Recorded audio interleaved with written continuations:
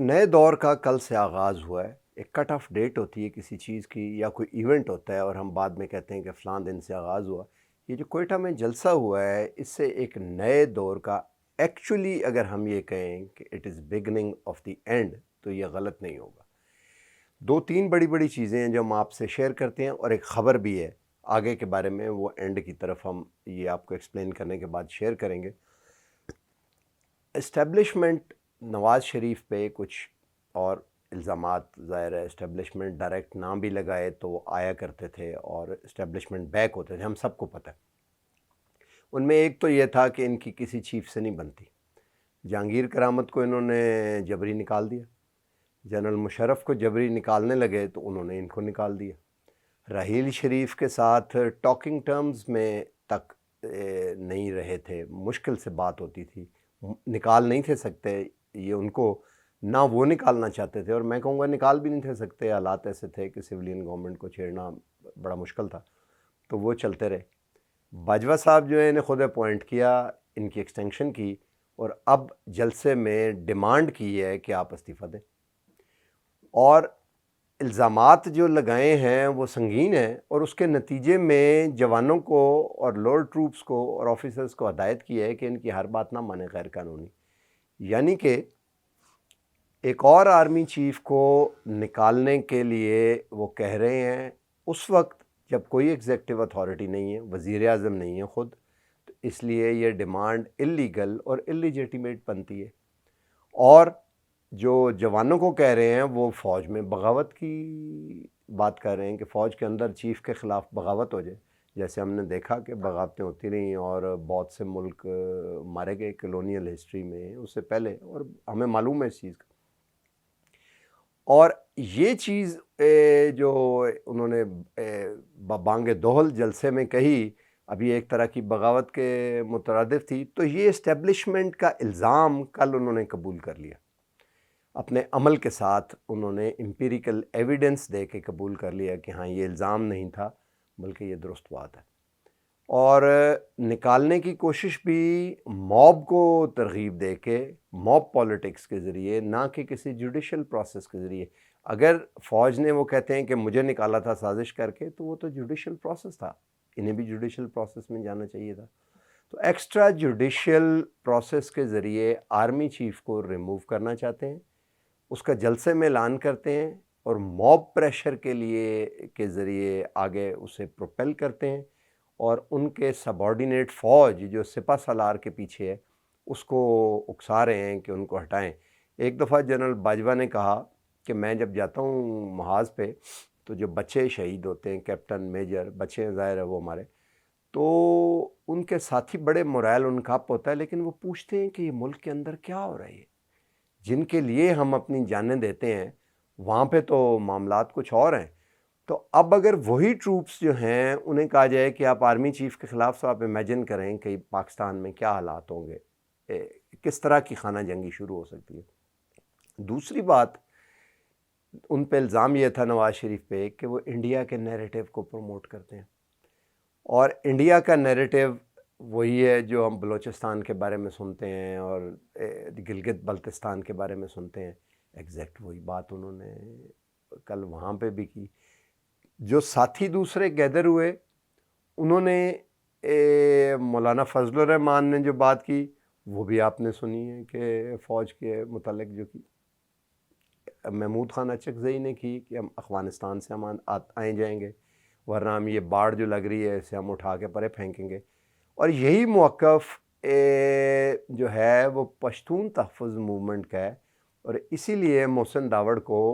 کا داخلہ ممنوع تھا، انہیں آنے نہیں دیا، ورنہ یہ بات شاید وہ خود کرتے آگے، ان کی بات کی ہے۔ اور یہ سارا وہ نیریٹو ہے جو اسٹیٹ آف پاکستان کے خلاف ہے۔ اب آ جائیں آپ انٹرنیشنل سطح کے اوپر، سی پیک کے ذریعے جو سٹیٹس کو ہے دنیا کا، اس کو چائنا چیلنج کر رہا ہے، ایک سپر پاور کے طور پہ سامنے آ رہا ہے، اور بائی پولر ورلڈ بن رہا ہے اگر سٹیٹس کو ڈسٹرب ہو گیا، اور انڈیا، آسٹریلیا اور گلف کنٹریز اور اسرائیل اس میں پارٹنر ہیں۔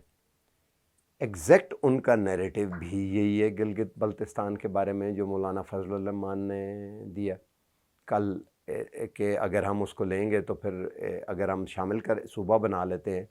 تو پھر ہمارے پاس جسٹیفیکیشن کیا رہ جائے گی کہ انڈیا نے قبضہ کیا ہے. حالانکہ گلگت بلتستان کی اور کشمیر کو کمپیریبل نہیں ہیں آپس میں. گلگت بلتستان کے لوگوں کو ہم جانتے ہیں, وہ تو کمپلین کرتے ہیں کہ ہمیں آپ بیچ میں شامل کریں ملک کے, آپ شامل نہیں کرتے, ہمارے حقوق اس سے متاثر ہو رہے ہیں, ہمیں پورا فل فلیج پاکستانی ہونا چاہیے. اور گلگت بلتستان نے پاکستان اور انڈیا کی کلونیل رول سے 1947 میں آزادی سے پہلے ڈوگرا راج جو کشمیر کا تھا اس سے آزادی لے چکے ہوئے تھے. یہ پاکستان بننے سے پہلے الگ ہو گئے ہوئے تھے, کشمیر کا کوئی چکر ہی نہیں تھا ان کے ساتھ اس وقت سے. تو یہ پھر بھی بات کر رہے ہیں. تیسری بات کہ مسنگ پرسن کی جو بات ہم سنتے ہیں کہ اٹھائے گئے اور مارے گئے, 2 مسنگ پرسن تو وہاں مارے گئے تھے اسٹاک ایکسچینج پہ قبضے میں, جو کہ مسنگ پرسن تھے. اب کل مریم نواز نے راشد بروئی کی بیٹی کو بٹھایا ہوا تھا اور اس کی تصویر اٹھائی ہوئی تھی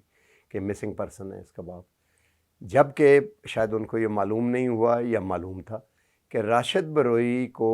ایویڈنس پرووائڈ کرنے کے بعد, بینک اکاؤنٹ میں ٹرانزیکشنز دکھانے کے بعد, شارجہ کی حکومت سے حکومت پاکستان نے آفیشلی اریسٹ کر کے واپس منگوایا تھا, کیونکہ چائنا کے حملہ چائنیز ایمبیسی پہ جو کراچی میں حملہ ہوا تھا اس کے یہ سہولت کار تھے. اور اس وقت وہ آفیشلی گورنمنٹ آف پاکستان کی کسٹڈی میں ہیں ایز اے ملزم, اور ان پہ آگے مقدمہ چل کے مجرم قرار دینے کے لیے وہ پروسیجر ہے جو چلے گا. ان کو مسنگ پرسن کے طور پہ دکھایا گیا اور انڈیا میں اس کے اوپر بڑا واویلا ہو گیا. کہنے کا مقصد یہ ہے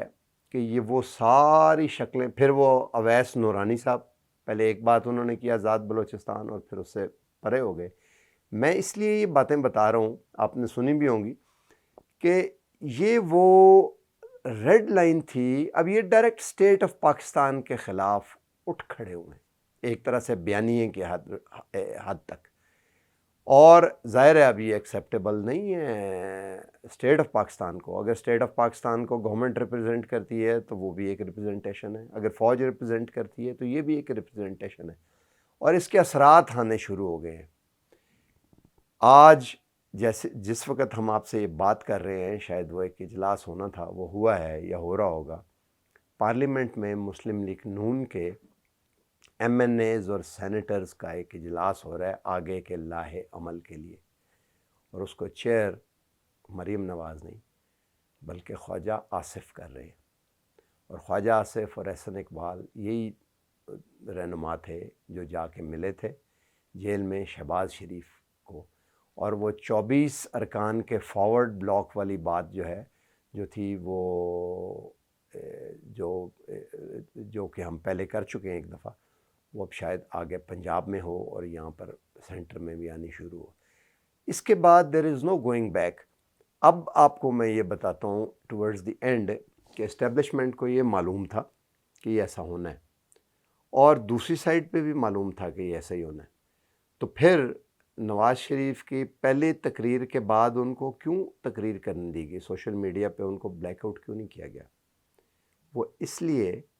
کہ جیسے چیئرمین ماؤ کہتے تھے کہ first we'll drag you inside دا, چائنا کمزور تھا امریکہ سے,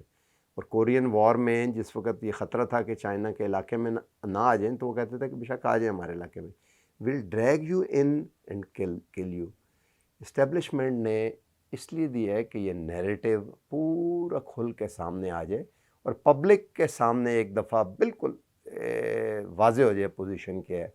اور پھر وہ آگے سے اس کا کوئی بندوبست کریں. اگر یہ نیریٹو چلتا رہا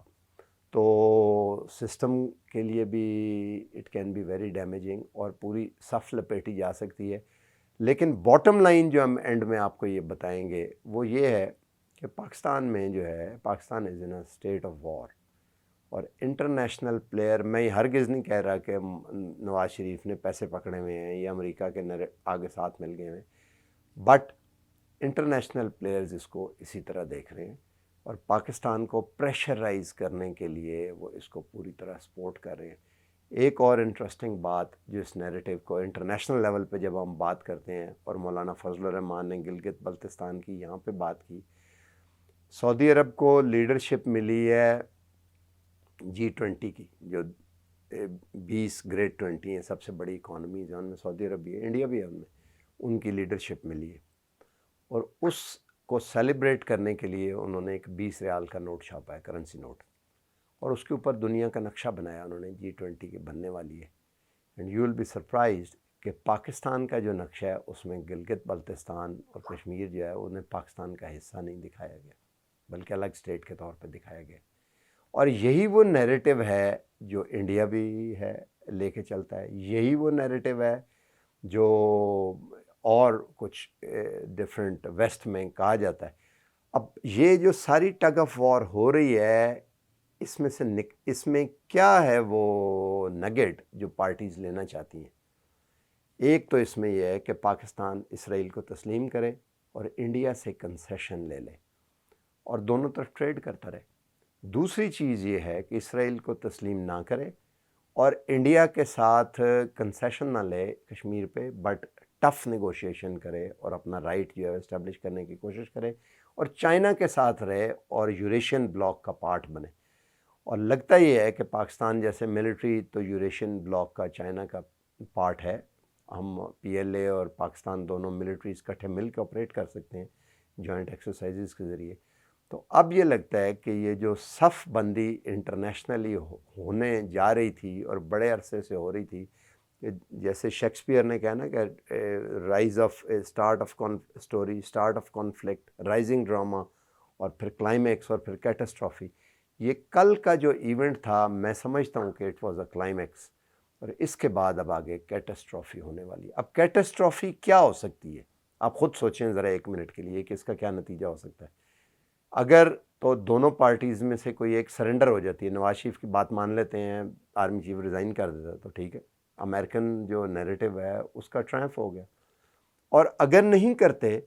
تو اس کے لیے ضروری ہے کہ پھر دوسری پارٹی کو ایلیمینیٹ کیا جائے. اور اگر یہ دونوں چیزیں نہیں ہو سکتی تو پھر پاکستان میں سیریا کی طرح کی ایک سول وار جو ہے وہ سٹارٹ ہو سکتی ہے. تو اس وقت ان 3 پاسبلٹیز میں سے کون سی پروبیبلٹی زیادہ ہے جس کے آگے چلنے کے امکان؟ کیا چائنا پاکستان میں سول وار ہونے دے گا یا نیچے جانے دے گا؟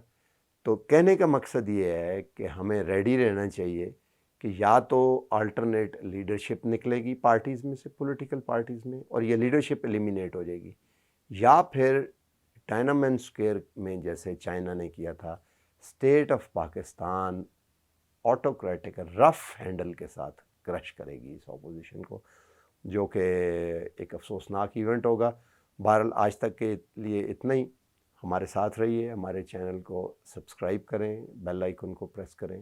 اور اپنے سوالات بھیجیں تاکہ ہم، اور کمنٹس بھی، تاکہ ہم اس کے جواب دیں اور اس کو امبیڈ کر سکیں آئندہ آنے والے ویلاگ میں. ہمارے TD ڈیجیٹل کو دیکھتے رہیے.